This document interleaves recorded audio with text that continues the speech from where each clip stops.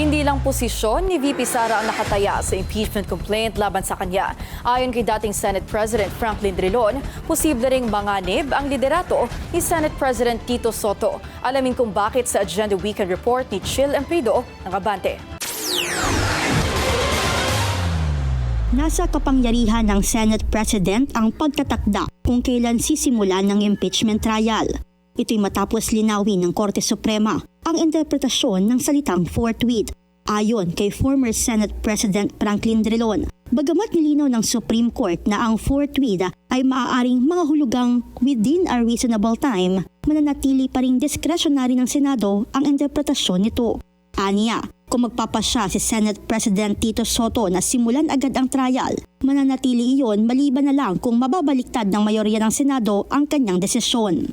The rule in statutory construction is you give the word its ordinary meaning.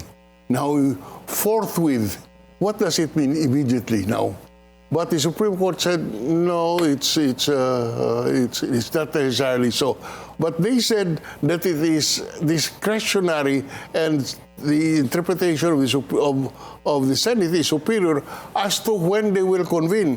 In other words, they recognize the jurisdiction of the Senate insofar as the interpretation of forthwith.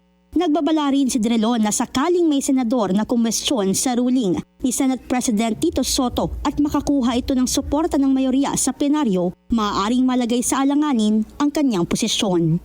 It is a judgment call of the Senate President which can be reversed by the plenary. But until the plenary reverses it, he sets the date. Okay, we start convening tomorrow.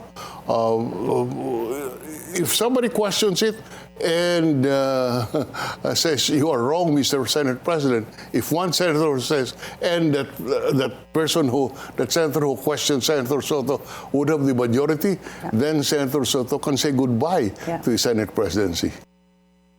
Samantala, binigyang din ni Drilon na ang pinakamahirap na bahagi ng impeachment case laban kay Vice President Sara Duterte ay ang pagkuha ng sapat na boto para mahatulan siya sa Senado. Kailangan kasi ng hindi bababa sa 16 na senador o 2/3 vote para magkaroon ng conviction sa impeachment trial. Kung pagbabatayan daw ngayon ang kasalukuyang political alignment sa Senado, may humigit kumulang 9 na senador na posibleng bumoto ng pabor kay Duterte. Para sa Agenda Weekend, Chill Emprido, Abante.